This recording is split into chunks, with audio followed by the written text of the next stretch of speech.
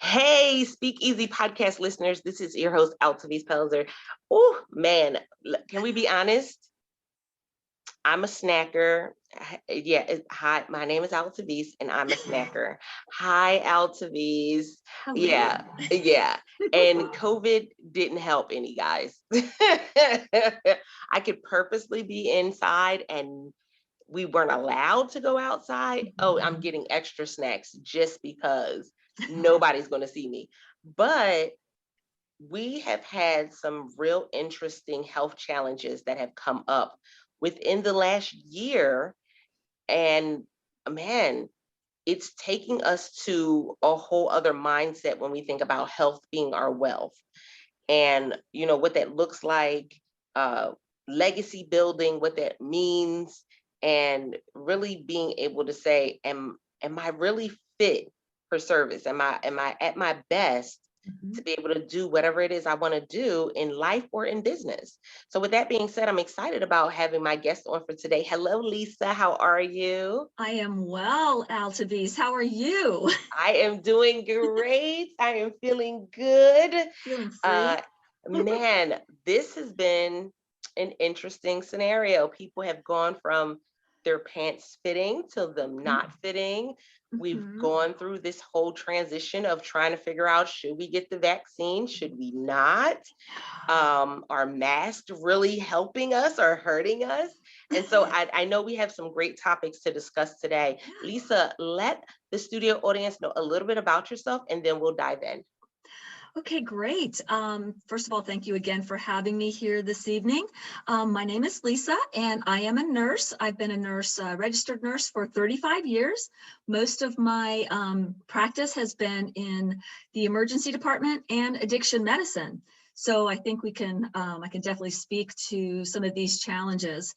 And I love looking at things from a variety of different perspectives, not necessarily just from the scientific allopathic Western medicine perspective, but also with a natural health, wellness, holistic perspective as well.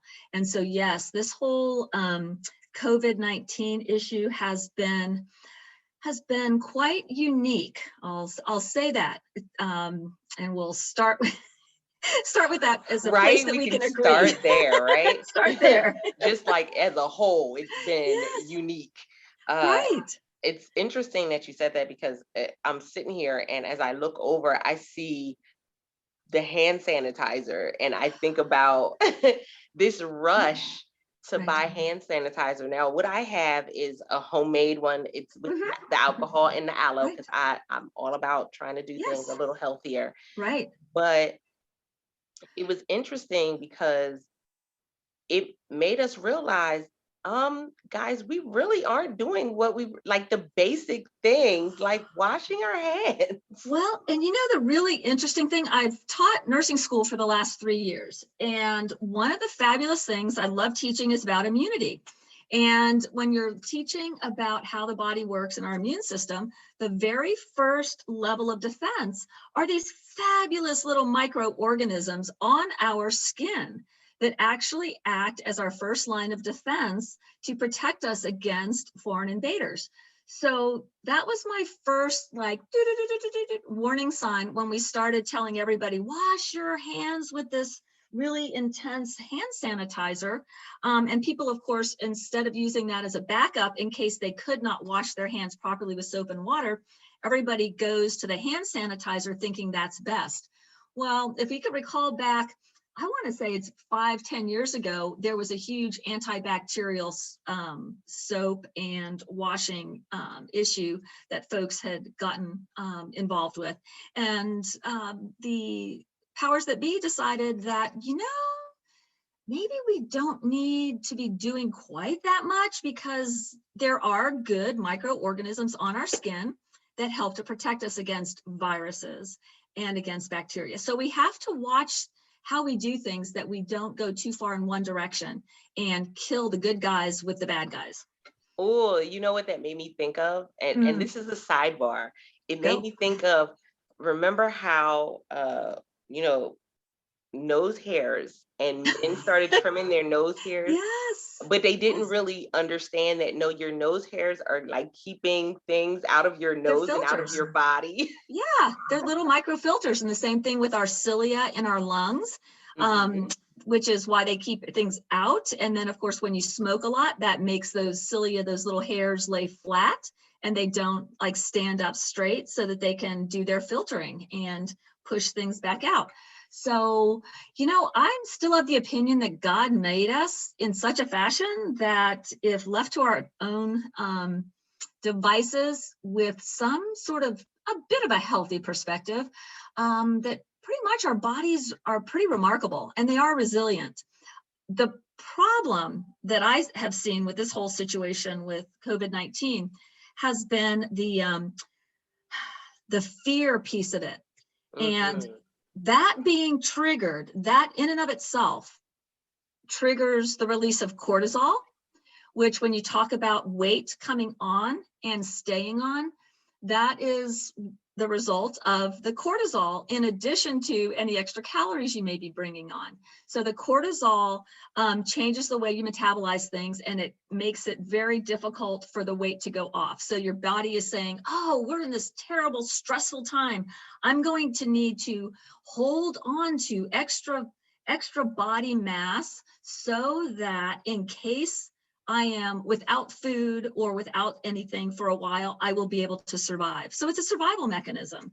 But a lot of times people don't realize that it's, neurochemically based, and that fear is part of why we have a hard time then losing, the weight that we may have put on with our adventure with COVID. Oh, most definitely. And a lot of people, they, when it comes to scenarios that we're not familiar with, Mhm. that immediately the fear just shoots up. Right. And that is, to me, that's one of the things that got me on the mindset that I've been on for about 5 years, is that we can't be fighting against fear, or we can't be constantly fighting against things all the time. We are meant to coexist. We are meant to live and trust and love and be and all of those things. And how can we say that on the one hand and then be so frightened at something that is basically not even alive? A virus is not even alive until it actually gets into the body, into the cells, and starts replicating. So that's a huge piece that, when you start digging into the science, it really gets fascinating. But the issue with fear is that makes, I'm sure you're aware of this, that makes your immune system suppressed. And Mhm. so there's nothing to benefit us, to improve our health, if we're looking at things through a fearful lens. If, however, we say, oh, wow, this is pretty challenging, but gosh, we've gotten through these sorts of things before. Think SARS, think H1N1, think, whatever we've gone through before. How did we handle it before? What did we do to take care of ourselves? And, the people who were the most fragile, we always sheltered them. We kept them safe. And then we allowed the healthier people to, fight the infection naturally, and to then create a herd immunity, waiting until, a certain level of herd immunity until a vaccine would be available, if and when it was. So it's been fascinating, I'll have to say. And that leads to the next topic of discussion, because everybody right now, we just talked about fear and stress and what that does to our body. And everybody right now are in this fear and stress battle when it Mhm. comes to the vaccine. Right. Um, there are those who are saying, no, just everybody needs to get it. There's other people that are saying, for valid reasons, Mhm. no, we don't need to get it. Let's see what Mhm. it does first. Mhm. Because when we think about vaccinations, it actually takes a long time for them to Be approve a effective. vaccination. So Right. the short period of time that these vaccinations have you know been out and have gotten this approval don't really line up. Well, and that's the one thing that is somewhat misunderstood, because these are still under emergency use authorization, abbreviation, emergency use, EUA. So they have actually not been officially approved by the FDA.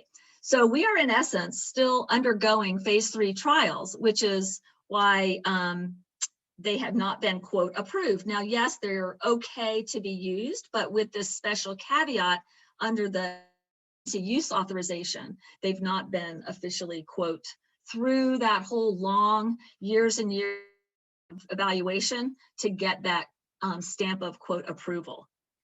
Right. So that's like been one of the things that have kind of like spurred this whole debate of to get it versus not to get it. We know that Right. at the time of this recording, they just approved it for a younger generation, for our teens to get it.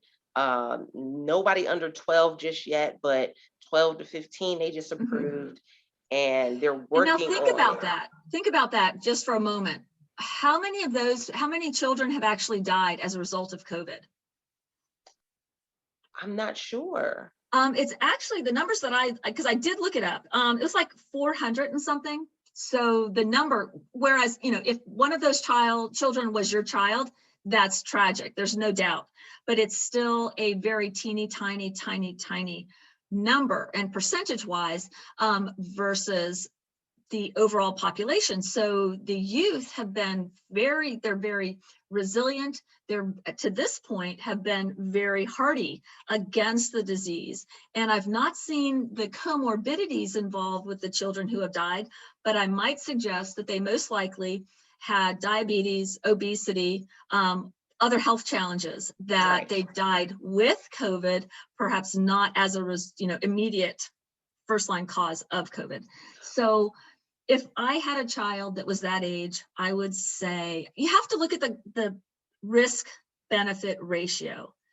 If your risk of dying from something is 0.0000 whatever percent, do you want to then introduce into your body, well-intentioned or not? I mean, it is apparently well-intentioned, these vaccines, but we still don't know. These are actually phase 3 trials. They've not really been tested on many children. So these are just fair questions to ask. And yes, I know that the American Pediatric Association has backed this, but I'll be bold and say something and say, is there any motivation behind these large organizations to make these recommendations? Are there donations that are being exchanged? And I'm not saying that there are or there aren't, but I think these are fair questions to ask, especially when the data is not 100% out there yet. And I love having this discussion because I think it's critical that we have dialogue about this so that we can have good questions and then fair answers where people can talk on both sides and not be made to feel less than or, called names or anything like that. I think that would be not a good thing. So I think it's really important. And then at the end of the day, you have to weigh everything in your unique situation and then be confident with your decision. And I would never, when somebody's made their decision, I support them because beating people up one way or the other after they've made a decision is counterproductive, and that's just not fair. So I think that we just need to have open communication. I think that's the critical point. That's through all of this. Lisa, I just want to hug you right now. Oh, okay, good. Yes, I'll hug you back. Because that has been such an interesting viewpoint and vantage point because of the conversations that are coming out when it comes to the vaccination. A large population, which is the African American population, are nervous about it because of things that have happened in the past when it comes to vaccinations. And so we're looking at our children and going, do I want to give my child this? Is this, it's almost like deja vu, depending on what generation you're in. Well, and if you get that gut feeling that this does not feel right, please go with that. I 100% of the time believe that when you get, any of us get that feeling, that there's a reason, and don't try to talk yourself out of that. So I just read something in addition to the African-American population. My question is what percentage of the folks that were initially tested during the initial trials were African-American or Hispanic, of different ethnicities? Because what I'm hearing in India is quite distressing. They had been sort of keeping things on an even keel for the longest time. All of a sudden they get these vaccines and more people are dying from COVID. Yes. And my immediate question, and I'm a Facebook poster that basically says, hey guys, what percent of the people that were initially tested through phase 2 were Hindu or Indian? Because that physiology, that genetic predisposition is going to be very unique, especially when it's in India, not necessarily mixed with genetic material in the US, correct? I mean, that's a very different, different scenario. And they used medications and therapies that were quite effective earlier. And again, if it's not totally broken, do we really need to fix it? And is higher tech always going to be better? And quite honestly, I like low tech and I like the simplest, and strengthening our immune system, taking quercetin, which is very much similar to hydrochloroquine. If you started getting ill, I mean, it helps get the zinc into the cells, just like the hydrochloroquine does. So, I mean, there's just interesting physiology, interesting biochemistry that can help people make an informed, more, quote, do no harm kind of process, because so much is still up in the air. And I love, I want to hit on this last topic before we close out for today, because another big thing that came up in the midst of COVID, in the midst of the pandemic, was, of course, the whole idea of, what can I use to fend this off or to make myself stronger? And then, of course, the whole big thing came up about the bleach, and we know that people take things a bit far on social media, but yes, they do. We understand, still their concern with, saying that this, this is what, could potentially help. But when we go back, there were times where we were talking about vitamin C being something that was really good. We talked about some of the other all natural aspects to what could really be, great for us, Right. to not only give ourselves some protection against this, but against whatever else may come. That's the big thing. And quite honestly, as a healthcare provider and a nurse for many, many decades, when we're not sure about what we're up against, my response is to say, hey, we are still taking this all in. In the meantime, let's do those fabulous things that we all know to do to boost our immune system. What they have found with especially this particular situation is vitamin D. D3 is critical. And somewhere north of, I think, 85% of patients who actually were critically ill in the hospital with COVID had very low vitamin D levels. It's not magic, the fabulous thing about vitamin D is that it helps so many other things as well. So if you're not taking vitamin D on a regular basis, definitely do that, because it helps stabilize moods. It helps with so many different metabolic processes in our bodies. And it's almost as though it's a linchpin. And if that's missing, many of the other things don't work well. Vitamin C, I love vitamin C. I still will take a whole gram on a regular basis, on a daily basis. If I'm not feeling well, I'll go ahead and take 1 gram, 1,000 milligrams with each meal, breakfast, lunch, and dinner. The fabulous thing with vitamin C is it's water soluble. So you don't have to worry about ever taking too much, because you'll just basically pee it out. Vitamin D, on the other hand, is fat soluble. It stays with you a bit. So you don't want to overtake too much of that. Zinc is great. Zinc is important in the cells, and with zinc being active in the cells and inside the cell, it helps to prevent the replication or the basic multiplication of the virus if it gets in your body. So you want the zinc, and you want quercetin, which is another supplement. But I mean, these are all things that I envision, had we known about them early on and been, instead of saying, boop, boop, boop, be afraid, say, be not afraid. As we're getting more information, wash your hands, do all the things that you did as a kindergarten person, as a good human, and, Right. and, you know, take care of yourself, boost your immune system. So not even boost, support your immune system, get sleep. If you're feeling sad or tired, talk to somebody, get a hug others, you know what I mean, in your families and such. So there are just so many fabulous things that we can do to nurture and to reinforce our well-being and our holistic health, then that helps so much more than just being afraid to turn around or to breathe or to talk or to, yeah.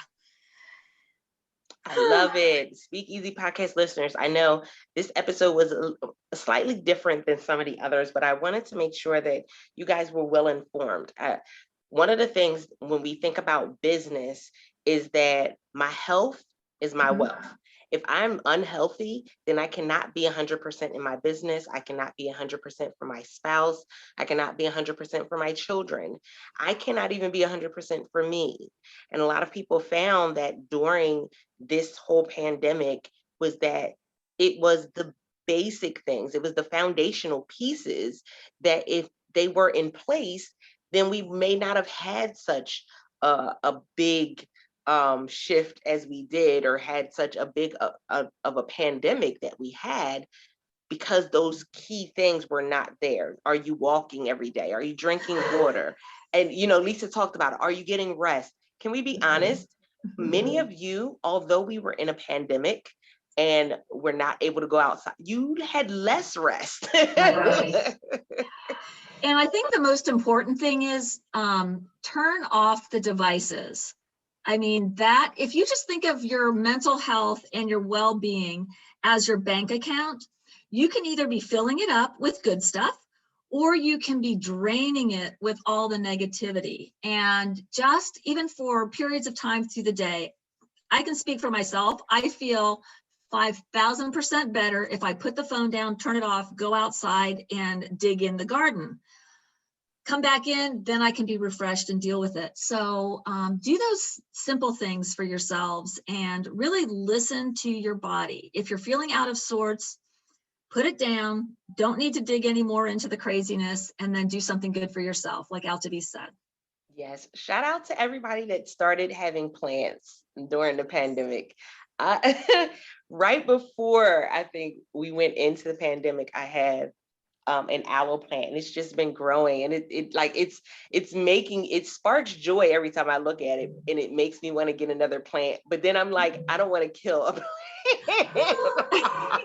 Now stay positive. So the plants know your energy. So if you're like, oh, I'm afraid I'm going to hurt you, it picks up on that. So go ahead and say, you know, I've been successful with aloe.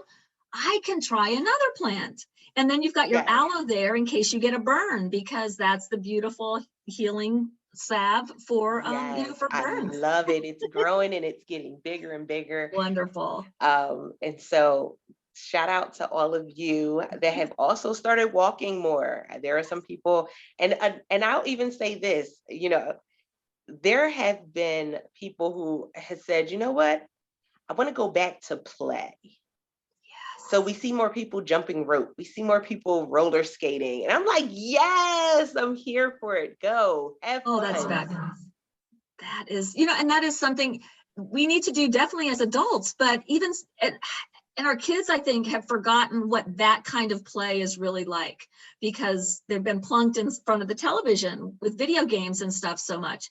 And granted, there's a time and a place for all of it, but the play piece is just, we take ourselves back in our memories to when we were children and we didn't have complicated lives, and it was just carefree and joyous. And what a beautiful place to remember. Exactly, exactly.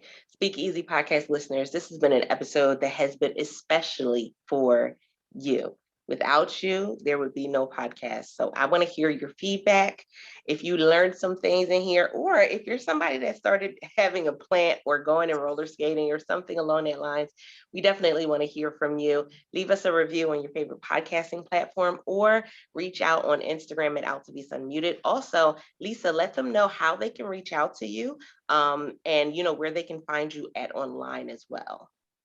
Okay, great. The easiest way to reach me is via my website, which is www.nursesempoweringhealth.com. And that's, we can talk, you can book a 30-minute discussion with me. We can talk about where you're at, where you'd like to be, and we can find a way to get you there in a painless kind of fashion. Most definitely. So, guys, this is going to be one for the books. I love it. I have all the feel goods of it. With that being said, I am your host, Altovise Pelzer. And until next time, guys, don't forget to press it out. See ya.